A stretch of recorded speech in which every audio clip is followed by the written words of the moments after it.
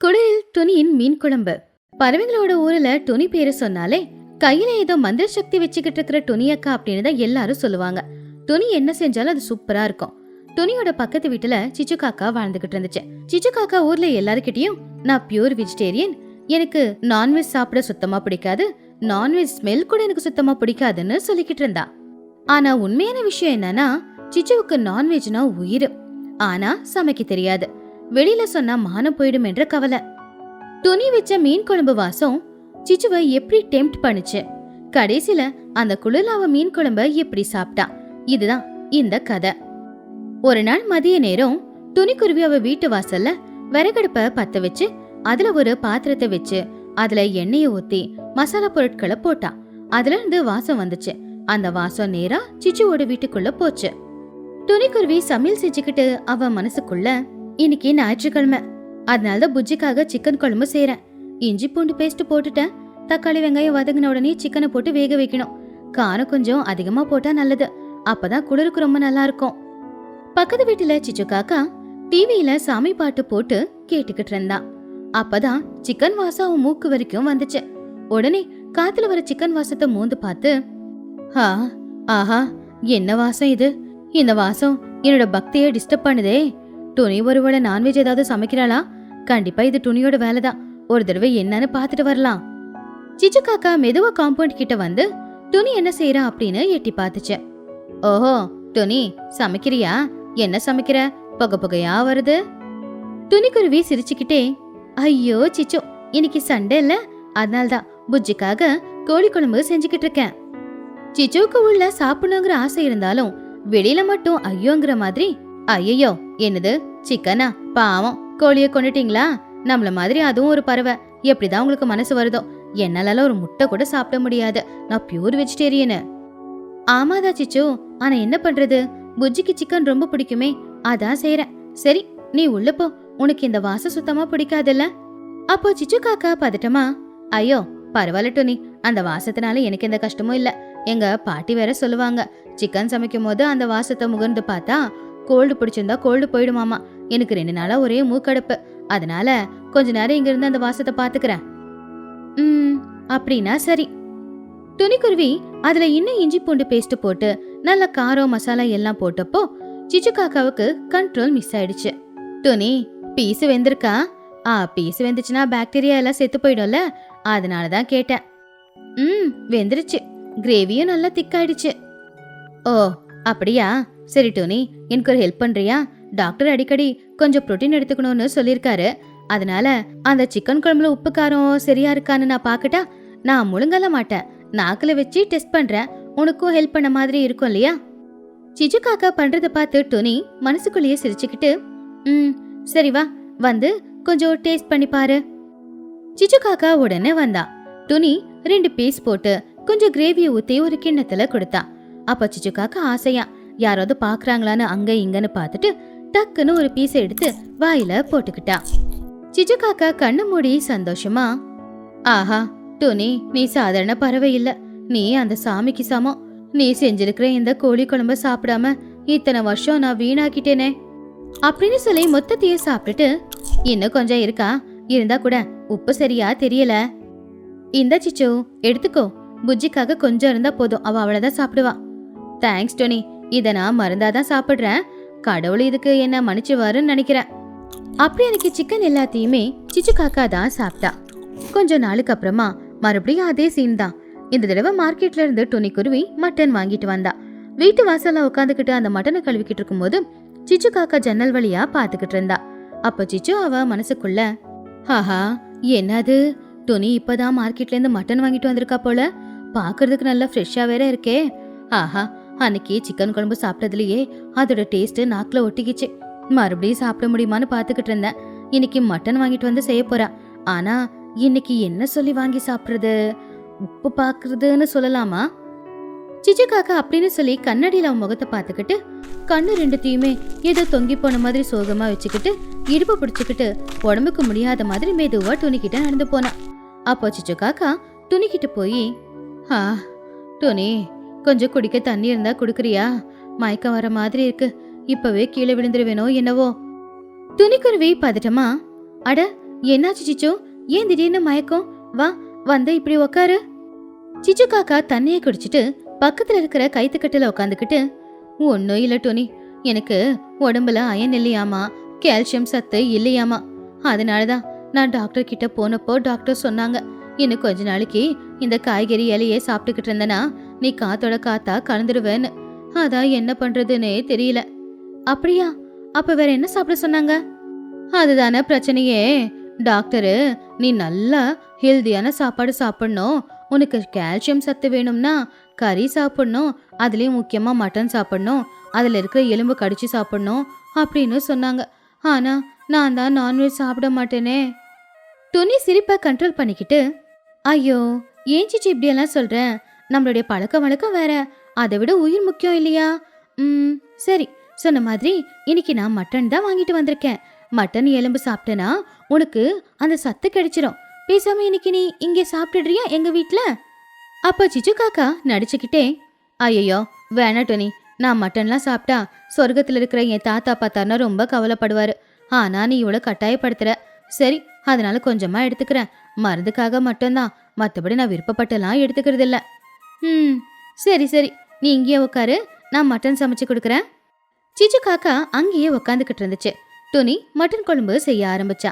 சிச்சு வாயை வச்சுக்கிட்டு சும்மா இல்லாம ஐடியா கொடுக்க ஆரம்பிச்சா. டோனி, அந்த மட்டன் எலுசுதானா இல்ல வயசான ஆட்டோட கறியா? அது சாப்பிட்ட ஜீரணமாகாதுல?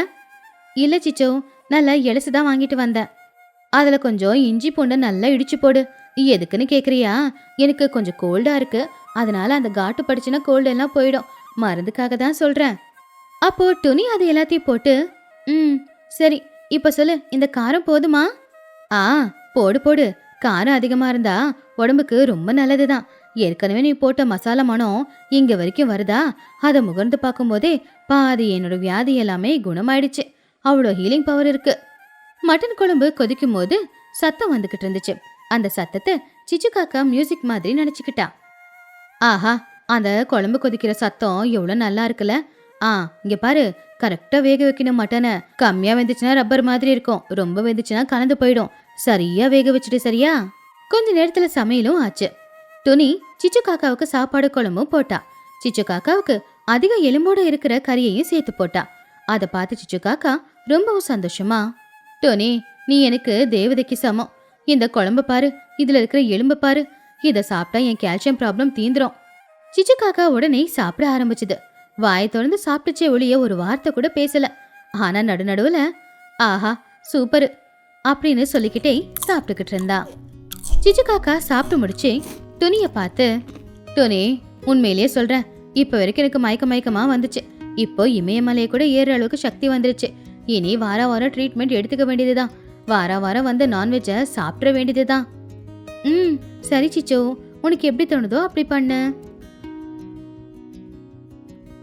டிசம்பர் மாசம் குளிர் ரொம்ப அதிகமா இருந்துச்சு.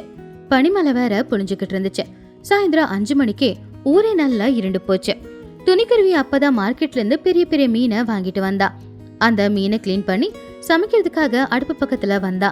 அப்பதான் புஜ்ஜி ஸ்கூல் விட்டு வந்து வெளியிலேயே உட்காந்துக்கிட்டு ஹோம்ஒர்க் பண்ணிக்கிட்டு இருந்தா. சிச்சு காக்கா ஜன்னல் வழியா பார்த்து, ஆஹா, இன்னைக்கு மீனா? மீன் குழம்புனா எனக்கு உசுறு. அதுலயும் அது கூட மாங்காய் சேர்த்து சாப்பிட்டா ஐயோ ரொம்ப சூப்பரா இருக்கும். ஆனா எப்படி போய் கேக்குறது? முந்தா நேத்து மட்டனு, அதுக்கு முன்னாடி சிக்கனு, இப்ப மீன் கேட்டா நல்லா இருக்காதே. ஆனா அந்த மீன் என்ன வாவான்னு கூப்பிடுற மாதிரி இருக்கே, போய் தான் ஆகணும். சிச்சு காக்கா ஒரு பெரிய போர்வைய போத்துக்கிட்டு குளிர்ல நடுங்குற மாதிரி நடிச்சுக்கிட்டு துணி கிட்ட போனா.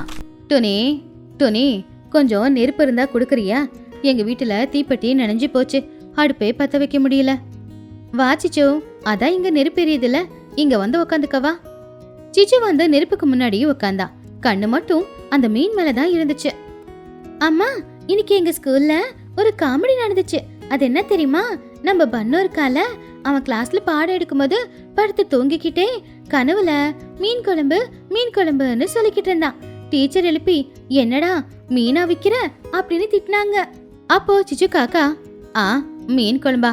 ஆஹா, மீன் குழம்புனா பன்னுவுக்கும் ரொம்ப பிடிக்கும் போல, அதனாலதான் அவன் கனவுல கூட மீன் குழம்பு பத்தியே சொல்றான்.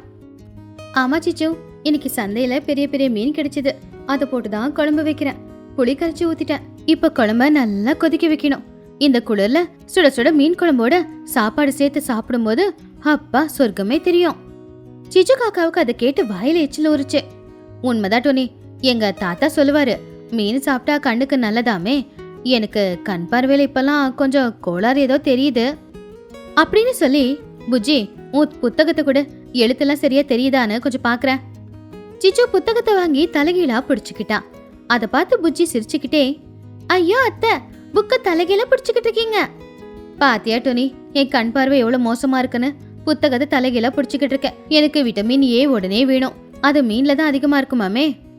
மறுபடியும் டோனி சிரிப்பை கண்ட்ரோல் பண்ணிக்கிட்டு, ஆமா சிச்சு, உன் பிரச்சனை என்னன்னு எனக்கு தெளிவாவே தெரியுது. நான் இன்னைக்கு மீன் குழம்பு தானே செஞ்சுக்கிட்டு இருக்கேன். நீ இங்கே இருந்து மீன் குழம்பு சாப்பிட்டு பார்வையை சரி பண்ணிக்கிட்டு போ. ஐயோ எதுக்கு டோனி? சரி, நீ இவ்வளவு ஃபோர்ஸ் பண்ற, வேண்டான்னு சொல்ல முடியாது. எனக்கு வேற மீன் குழம்பு செய்ய தெரியாது, சாப்பிடவாவது தெரியுமோ. ஆனா ஆண்டி, நீங்க வெஜிடேரியன் இல்லையா? மீன் சாப்பிட்டா பாவம் சேராதா? புஜி, உனக்கு தெரியாது, மீன் வளருது தண்ணியில தானே.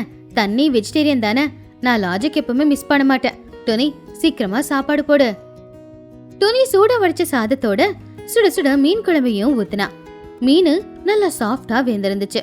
அதுல டேஸ்டும் ரொம்ப சூப்பரா இருந்துச்சு. சிச்சு காக்கா ஒரு மீனை சாப்பிட்டு பார்த்துட்டு, ஐயோ டோனி, சும்மா சொல்லக்கூடாது, மீன் குழம்பு ரொம்ப சூப்பரா இருக்கு. உன்ன மாதிரி யாராலையும் மீன் குழம்பு வைக்க முடியாது. இப்ப இந்த மீன் சாப்பிட்டதுக்கு அப்புறமா எனக்கு கண் பார்வை கொஞ்சம் நல்லாவே தெரியுது. புஜி, அந்த புக்க கூட, இப்போ உன் புக்கில் இருக்கிற எழுத்தெல்லாம் தெரியுதா இல்லையான்னு பாக்குறேன். ஐயோ ஆண்டி, முதல்ல நீங்க சாப்பிடுங்க.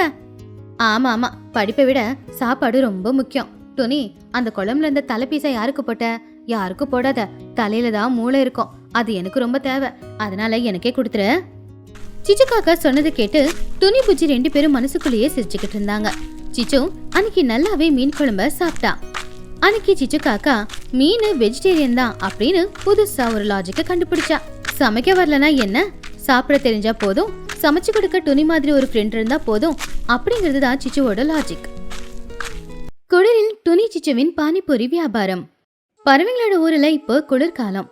குளிர் அதிகமா இருக்கிறதுனால சாயந்தர நேரத்துல பறவைங்க எல்லாருமே சுட சுட ஏதாவது சாப்பிடணும் அப்படின்னு ஆசைப்பட்டுக்கிட்டு இருந்தாங்க. சரியா இந்த வாய்ப்பை பயன்படுத்தி பணம் சம்பாதிக்கலாம் அப்படின்னு துணி சின்னதா ஒரு பிளான் போட்டா. அவ சின்னதா ஒரு தள்ளு வண்டியில துணி ஸ்பெஷல் பானிபூரி அப்படின்னு வியாபாரத்தை ஆரம்பிச்சா. துணியோட கையில ஏதோ ஒரு மேஜிக் இருந்துச்சு. அவ செய்யற பானிபூரிய சாப்பிட்டா ஜலதோஷம் கூட ஓடி போய்கிட்டு இருந்துச்சு. சாயந்தரம் 4 மணி ஆச்சுன்னா போதும், துணி சத்தமா கத்தி, வாங்கய்யா வாங்க, குளிர்ல சுட சுட பானிபூரி, மிளகா பஜ்ஜியை விட இந்த பானிபூரி ரொம்ப சூடா இருக்கும், வந்து சாப்பிட்டா உங்க கோல்டு எல்லாம் பறந்து போயிடும் அப்படின்னு துணி கூப்பிட்டா போதும். குஹுவாத்து, லூசிபுரா, சோட்டுக்கிளி எல்லாரும் ஓடி வந்துருவாங்க. டோனி, ஒரு பிளேட் பானிபூரி கொடு, காரம் அதிகமா போடு, ஸ்வீட் மட்டும் போடாத. என் லைஃப் ஏற்கனவே ரொம்ப ஸ்வீட்டா தான் இருக்கு, இப்ப காரம் தான் வேணும். டோனி சிரிச்சுக்கிட்டே, சரிங்க லூசி, இந்தாங்க. டோனி, எனக்கு ஒரு பிளேட்டு, பன்னுவுக்கு ஒரு பிளேட்டு. அவன் ஹோம்ஒர்க் பண்ணலனா அவனுக்கு லஞ்சமா நான் இந்த பானிபூரி கொடுத்தாகணும். இப்படி துணியோட வியாபாரம் ரொம்ப நல்லபடியாவே நடந்துகிட்டு இருந்துச்சு. அவ பெட்டி நிறைய பணமும் சேர்ந்துகிட்டு இருந்துச்சு. இது எல்லாத்தையும் தூரத்துல நின்று சிச்சு காக்கா பாத்துக்கிட்டு தான் இருந்துச்சு. சிச்சு காக்காவுக்கு பொறாமையும் வந்துச்சு. சிச்சு அவளுடைய மனசுக்குள்ள, அடி பாவி, கொஞ்சோண்டு பூரி கொஞ்சோண்டு பானிய வச்சு கை நிறைய பணத்தை சம்பாதிச்சுக்கிட்டு இருக்காளே, இவளுக்கே இவ்வளவு திறமை இருக்கும்போது எனக்கு என்ன திறமைக்கு குறைச்சலா? நானும் இவ்வளவு மாதிரி பானிபூரி வியாபாரம் ஆரம்பிச்சு கை நிறைய பணம் சம்பாதிக்கிறேன். அடுத்த நாள் சாயந்தர நேரம் துணி எப்பவும் போலவே 4 மணிக்கே பானிபூரி வண்டியை கொண்டு வந்து நிப்பாட்டினா. கஸ்டமர்ஸ்க்காக காத்துக்கிட்டு இருந்தா. சரியா அந்த நேரத்துல திடீர்னு ஒரு சத்தம், டமடமான்னு. என்னன்னு பார்த்தா சிச்சு காக்கா அதோட பழைய தள்ளு வண்டிய தள்ளிக்கிட்டு வந்துச்சு. சரியா துணியோட கடைக்கு ஆப்போசிட்லயே அது அதோட பானிபூரி வண்டிய நிப்பாட்டுச்சு. துணி ஆச்சரியமா, என்ன சிச்சு இது, ஏன் வண்டிக்கு எதிர்க்க உன்னோட வண்டியை நிப்பாட்டி இருக்க? வரவங்க போறவங்களுக்கு வழியே இல்லையே. ஏன், இந்த ரோடு நான் உங்க அப்பா பேர்ல எழுதி வச்சிருக்கு. இது கவர்மெண்ட் ரோடு, யாரு வேணும்னாலும் இங்க கடை வைக்கலாம். நீ மட்டும்தான் வியாபாரம் ஆரம்பிச்சு நல்லா இருக்கணுமா? நாங்கெல்லாம் வியாபாரம் ஆரம்பிக்க கூடாதா? நானும் வியாபாரம் ஆரம்பிச்சு பணம் சம்பாதிக்க போறேன். இல்ல சிச்சு, நீ வியாபாரம் ஆரம்பி, நான் வேண்டான்னு சொல்லல. ஆனா அந்த வண்டியை இந்த பக்கமா கொண்டு வந்து நிப்பாட்டலால. இப்படி எதிர்க்க வச்சா கஸ்டமர்ஸ் எப்படி நிப்பாங்க? ஓஹோ, நீ என்ன சொல்ல வர? என் வண்டியை பார்த்ததும் உனக்கு பயமா இருக்கா? கஸ்டமர்ஸ் எல்லாரும் உன் கடைக்கு வராம என் கடைக்கு வருவாங்கன்னு. துணிக்கு சிச்சு காக்கா கூட சண்டை போடுறதுல விருப்பம் இல்லாதனால அமைதியா அவளுடைய வேலைய அவ செய்ய ஆரம்பிச்சா. கொஞ்ச நேரத்துல கஸ்டமர்ஸ் எல்லாரும் வந்தாங்க. எப்பவும் போலவே எல்லாரும் துணியோட கடைக்கு தான் போனாங்க. சிச்சுவோட கடை பக்கம் யாரு கூட எட்டியும் பார்க்கல. அதனால சிச்சுவுக்கு கோவம் வந்துச்சு. அப்போ சிச்சு காக்கா அவங்கள பார்த்து, லூசி இங்க வா, இங்க வந்து பானிபூரி சாப்பிடு. என்னோட பானிபூரியில ஸ்பெஷல் இன்கிரீடியன்ஸ் இருக்கு. அப்படியா, என்னது? அன்பு, சுத்தமான காக்காவோட அன்பு. லூசி சிரிச்சுக்கிட்டே, உன்னோட அன்பு எனக்கு வேணா சிச்சு, துணியோட அன்பே நல்லாதான் இருக்கு. அன்னைக்கு ராத்திரி நேரம் சிச்சு காக்கா வீட்டுக்கு போச்சு. ஒரு பிளேட் பானிபூரி கூட விற்கவே இல்லை. அதனால செஞ்ச பானிபூரி எல்லாத்தையுமே புள்ள சின்னுவுக்கு தான் கொண்டு வந்து கொடுத்தா. சின்ன சாப்பிட்டு பார்த்து, அம்மா இது நல்லா இல்ல, உப்பு அதிகமா இருக்கு, காரம் கம்மியா இருக்கு, அதனாலதான் யாரும் வாங்கல போல. திமிராடா உனக்கு, அம்மா செஞ்சதையே குறை சொல்லிக்கிட்டு இருக்கியா? எல்லாரும் அந்த துணி கடைக்கு ஏன் போறாங்க? என்கிட்ட வரணும்னா என்னடா பண்ணணும்? சின்ன யோசிச்சு பார்த்து, அம்மா இப்போ துணியத்தை ஒரு பிளேட்டுக்கு எவ்வளோ பானிபூரி கொடுக்குறாங்க? 8 கொடுக்குறா. அப்படின்னா நீ ஒன்று பண்ணு, ஒரு பிளேட்ல 10 பானிபூரி இருக்குன்னு ஒரு போர்டு வையே. ஜனங்களுக்கு தான் ஆஃபர் அப்படின்னா ரொம்ப பிடிக்குமே. 2 பானிபூரி எக்ஸ்ட்ரா வருதுன்னு சொல்லி எல்லாரும் உன்னோட கடைக்கு தான் வருவாங்க. சிச்சு காக்கா சந்தோஷமா, டே சின்னோ, ஏன் பிள்ளையாடா நீ? என்னை விட உன் மூளை நல்லாவே வேலை செய்யுது. சரி சரி, இதையே நாளைக்கு ஃபாலோ பண்றேன். அப்படி அடுத்த நாள் காலையில சிச்சு காக்கா அதோட வண்டி பக்கத்துல ஒரு பெரிய போர்டையும் வச்சுது. வாங்க வாங்க, புது ஆஃபர்.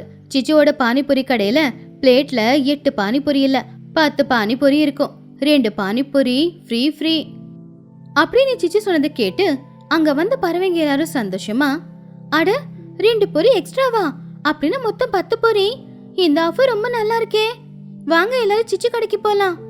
ஆமா ஆமா, டேஸ்டா இல்லைனாலும் பரவாயில்ல, 2 பொரி ஃப்ரீ கொடுக்குறாங்களே அப்படின்னு சொல்லி துணி பார்த்துக்கிட்டு இருக்கும் போதே துணியோட கடையில் இருக்கிற கஸ்டமர்ஸ் எல்லாருமே சிச்சுவோட கடைக்கு போனாங்க. அதை பார்த்து துணி ரொம்பவும் வருத்தப்பட்டா. அப்போ சிச்சு காக்கா துணியை பார்த்து சிரிச்சுக்கிட்டே, பாத்தியா துணி, பிசினஸ்னா இதுதான், அதுக்கு மூளை இருக்கணும். துணிக்குருவி ரொம்பவும் கவலைப்பட்டா. அன்னைக்கு ராத்திரி அவ கவலையோட வீட்டுக்கு போனா. அம்மா கவலையோட இருக்கிறத பார்த்து புஜ்ஜி என்னாச்சுன்னு கேட்டா. புஜ்ஜி, இந்த ஜனங்க வேலைய பாக்குறாங்க, தரத்தை பாக்குறது இல்ல. 2 பொரி எக்ஸ்ட்ரா கொடுக்கறேன்னு அந்த சிச்சு சொன்ன உடனேயே அங்க போயிட்டாங்க. என் வியாபாரம் இன்னைக்கு நடக்கல. அம்மா, இதுக்கு போய் நீ கவலைப்படுறியே? இப்பதானமா டிசம்பர் மாசம் பிறந்திருக்கு. இன்னும் நாள் போக போக குளிர் ரொம்ப அதிகமா இருக்கும், பனி பொழியும். நீ காலையிலேயே அந்த நேரத்துல எழுந்திருச்சு பச்சை தண்ணியில குளிச்சு சாமி கும்பிட்டுட்டு வியாபாரத்தை ஆரம்பிக்கிறவ. உன்னால குளிர் தாங்க முடியும். ஆனா சிச்சு ஆத்திய பத்தி உனக்கு தெரியும்ல, அவங்க பகல்ல 10 மணி வரைக்கும் நல்லா இழுத்து போத்திட்டு தூங்குவாங்க. அவங்களால அந்த குளிர்ல வந்து வியாபாரம் எல்லாம் செய்ய முடியாது. உனக்கு நேரம் வருமா, கொஞ்ச நாள் பொறுமையா இரு. புஜ்ஜி சொன்ன மாதிரியே 2 நாள்லயே அங்க வானிலை மாறுச்சு. திடீர்னு குளிர் அதிகமாச்சு, பனியும் பொழிய ஆரம்பிச்சுது. குளிர் தாங்க முடியாம எல்லா பறவைங்களும் வீட்டுக்குள்ளதான் இருந்தாங்க. 4 மணிக்கே இருட்ட ஆரம்பிச்சிடுச்சு. சிச்சு காக்காவோட வீட்டுல சிச்சு காக்கா ஸ்வெட்டரு, ஸ்கார்ஃபு, மங்கி கேப்பு, 4 போர்வை போத்திக்கிட்டு உக்காந்துக்கிட்டு இருந்துச்சு. அம்மா, மணி 5 ஆச்சு, இன்னும் வீட்டுல உக்காந்துக்கிட்டு இருக்க? இன்னைக்கு வியாபாரத்துக்கு போகலையா? என்னடா தெரியாம பேசிக்கிட்டு இருக்க? வெளியில குளிர் பாத்தியா எப்படி இருக்குன்னு? இந்த குளிர் காத்துல நான் வெளியில போனேன்னா அவ்வளவுதான். இன்னைக்கு கடையெல்லாம் கிடையாது, இன்னைக்கு லீவுடா. என்னம்மா நீ, துணி அத்தைய பாத்தியா? இப்பவே வண்டியை வெளியே எடுத்து ரெடியா வச்சிருக்காங்க. இன்னைக்கு வியாபாரத்துக்கு அவங்க போவாங்க போல. இன்னைக்கு நீ போலனா அப்புறம் கஸ்டமர்ஸ் எல்லாரும் மறுபடியும் அங்க போயிட மாட்டாங்களா? சின்ன சொன்னது உண்மைதான். குளிர் தாங்கிக்கிட்டு துணிக்குருவி சுட சுட பானிபூரிய விற்க ஆரம்பிச்சா. சுட சுட அந்த பானியில இருந்து வர புகையை பார்த்து ஜனங்களால கண்ட்ரோல் பண்ணிக்க முடியல. சிச்சு அதை பார்த்து பொறாமையோட, ஐயோ, இந்த துணி மனுஷியே இல்ல போல, இந்த குளிர்லயும் வியாபாரத்துக்கு வந்திருக்கா. என் கஸ்டமர்ஸ் எல்லாருமே அங்க போயிடுவாங்களே, 10 பானிபூரி அப்படிங்கிற விஷயத்த மறந்துடுவாங்களே. வேற வழி இல்ல, இந்த குளிர்லயும் நான் போய் தான் ஆகணும் அப்படின்னு சொல்லி சிச்சு காக்கா குளிர தாக்கு பிடிச்சுக்கிட்டு அதோட வண்டியை தள்ளிக்கிட்டு அங்க கொண்டு வந்து நிப்பாட்டுச்சு. குளிர் தாங்க முடியாத பறவைங்க எல்லாருமே சூடா 2 பூரி எக்ஸ்ட்ரா கிடைக்குமேனு மறுபடியும் சிச்சு கிட்ட போனாங்க. சிச்சு, சீக்கிரமா 2 பானிபூரி எக்ஸ்ட்ரா வெயி, குளிர் தாங்க முடியல, நல்லா சாப்பிடணும். அப்போ சிச்சு காக்கா ஒரு பானிபூரியை எடுத்து, இந்தாங்க இந்தாங்க மஹி அப்படின்னு அவ கை நடுங்க நடுங்க கொண்டு வந்து பிளேட்ல வைக்க முயற்சி பண்ணா. ஆனா அது நடுங்குற நடுக்கத்துல கீழே விழுந்துருச்சு. சிச்சு, என்ன இது, ஒரு பானிபூரி வைக்கிறதுக்கே 1 மணி நேரம் செய்யற. இப்படி நீ பானிபூரி கொடுத்தா எங்க பசி எப்பதான் தீருமா? இரு சோட்டோ, எனக்கு ரொம்ப குளிருது. எல்லாருக்கும் கோவம் வந்துச்சு. அட கடவுளே, இவன் நடுங்கிறத பார்த்தா எனக்கே நடக்கமாதான் இருக்கு. இவகிட்ட இப்போதைக்கு சாப்பிட முடியாது. இதுக்கு பேசாம துணி கடையிலேயே சாப்பிடலாம். 2 பானிபூரி கம்மியானாலும் பரவாயில்ல. எல்லாருமே சிச்சுவோட கடையை விட்டுட்டு துணியோட கடைக்கிட்ட ஓடி வந்தாங்க. துணி குளிர்ல கொஞ்சம் கூட நடுக்கமே இல்லாம எல்லாரும் எவ்வளவு கேக்குறாங்களோ அவ்வளவு பானிபூரிய சுட சுட கொடுத்தா. வாங்க வாங்க, பானிபூரி மட்டும் இல்ல, சுட கட்லெட்டும் இருக்கு. சிச்சு காக்கா துணி எல்லாம் சொல்றத பார்த்து ஆச்சரியப்பட்டா. அவளுக்கு ரொம்ப அவமானமாவும் இருந்துச்சு. சிச்சுவால குளிரும் தாங்க முடியல. அன்னைக்கு அவளுடைய வியாபாரமும் நடக்கல. இப்படியே அன்னைக்கு ராத்திரி நேரமும் ஆச்சு. துணிக்குருவி வியாபாரம் முடிஞ்சதுக்கு அப்புறமா வீட்டுக்கு போலான்னு நினைக்கும் போது சிச்சு காக்கா இன்னும் அதோட கடை பக்கத்துல தான் குளிர்ல நடுங்கிக்கிட்டு உக்காந்துக்கிட்டு இருந்துச்சு. அதை பார்த்து துணிக்கு ரொம்பவும் கவலையாயிடுச்சு. சிச்சு, என்னாச்சு? ரொம்ப குளிருதா? அப்போ சிச்சு காக்கா அழுதுகிட்டே, துணி, என்ன மன்னிச்சிடு. இந்த குளிர என்னால தாங்கிக்கவே முடியல. ஆனா நீ அப்படி இல்ல, நீ ரொம்ப பலமா இருக்க, குளிர தாக்கு பிடிக்கிற. உன்னோட வியாபாரம் நல்லபடியா நடக்கிறத பார்த்து நான் பொறாமப்பட்டு நானும் வியாபாரத்தை ஆரம்பிச்சேன். ஆனா இன்னைக்கு எல்லாரும் முன்னாடி அவமானப்பட்டு தலைகுனிஞ்சே நிக்கிறேன். ஐயோ சிச்சு, எதுக்கு மன்னிப்பு எல்லாம் கேக்குற? வியாபாரம் யாரு வேணும்னாலும் ஆரம்பிக்கலாம், அது அவங்களுடைய உரிமை. ஆனா ஒன்னே ஒண்ணு ஞாபகத்துல வச்சுக்கோ, ஒருத்தங்க வியாபாரம் ஆரம்பிச்சு அது நல்லா நடக்குது, அவங்க கை நிறைய சம்பாதிக்கிறாங்க அப்படின்னு பொறாமப்பட்டு நம்ம ஒரு வியாபாரத்தை ஆரம்பிச்சா அது உண்மையிலேயே எந்த கட்டத்திலயுமே ஜெயிக்காது. ஏன்னா ஒருத்தங்களோட வாழ்க்கையை கெடுக்கணும்னு நினைச்சா நம்ம வாழ்க்கை மட்டும் நல்லா இருக்குமா சொல்லு? எப்பவுமே நமக்கு என்ன வருமோ, நமக்கு பிடிச்சது எதுவோ அந்த வேலையை ஆரம்பிச்சாதான் அது சக்சஸ்ஃபுல்லா நடக்கும். அப்பதான் சிச்சுவுக்கு அறிவு வந்துச்சு. ஆமா ஆமா, நீ சொல்றதும் உண்மைதான். தேவையில்லாம இந்த பானிபூரி வியாபாரத்தை ஆரம்பிச்சு நஷ்டம்தான் மிச்சம். சரி துணி, நாளைக்குல இருந்து என் வழி வேற. அன்னைக்கு ராத்திரி நேரம் சிச்சு காக்கா துணிக்குருவி 2 பேரும் அவங்க வண்டியை தள்ளிக்கிட்டு சிரிச்சுக்கிட்டே பேசிக்கிட்டே வீட்டுக்கு வந்தாங்க. அன்னையில இருந்து சிச்சு காக்கா எப்பவுமே துணி கூட போட்டி போட்டதே கிடையாது. அன்னையில இருந்து துணி பானிபூரி வியாபாரம் செஞ்சா சிச்சு காக்கா பால் வியாபாரம் செய்ய ஆரம்பிச்சா. இந்த கதையில இருக்கிற நீதி என்னன்னா, மத்தவங்கள பார்த்து அவங்க வியாபாரத்தை நாம ஆரம்பிச்சு சம்பாதிக்கலாம்னு நினைக்கிறத விட நமக்கு என்ன தெரியுமோ அந்த வியாபாரத்தை ஆரம்பிச்சு கை நிறைய சம்பாதிக்கலாம்.